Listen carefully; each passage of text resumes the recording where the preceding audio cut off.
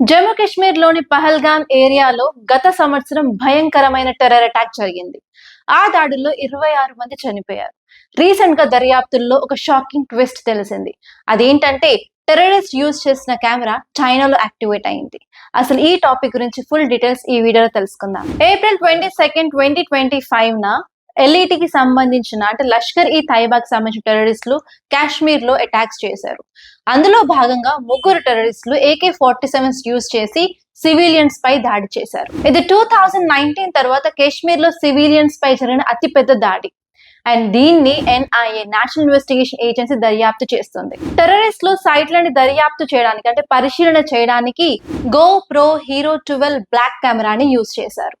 ఆ కెమెరా జనవరి 30, 2024 అంటే ఎగ్జాక్ట్లీ 15 నెలల ముందు చైనాలో యాక్టివేట్ అయింది. ఇప్పుడు GoPro కంపెనీ ఏం చెప్పిందంటే ఈ కెమెరాస్ ని చైనాలోని AE ఇంటర్నేషనల్ లిమిటెడ్ అనే డిస్ట్రిబ్యూటర్ కి పంపించడం జరిగింది అని చెప్పారు. ఇప్పుడు NIA చైనా ప్రభుత్వానికి ఒక అధికారిక రిక్వెస్ట్ లెటర్ పంపించారు.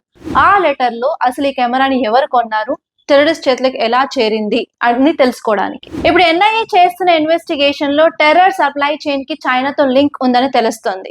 దీనివల్ల ఫ్యూచర్ లో ఇండియా చైనా రిలేషన్స్ పైన ఖచ్చితంగా ప్రభావం ఉండే ఛాన్సెస్ ఉన్నాయి. ఇప్పుడు టెర్రరిస్టులు మరింత టెక్నాలజీని యూజ్ చేసి టెర్రర్ అటాక్స్ ని ప్లాన్ చేస్తున్నారనే భయం పెరిగింది.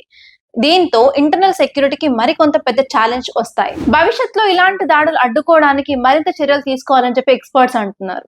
దీనిపైన మీ అభిప్రాయాన్ని కామెంట్ లో చెప్పండి. మీకు ఈ వీడియో కనుక నచ్చినట్లయితే లైక్ చేయండి, అలాగే షేర్ చేయండి.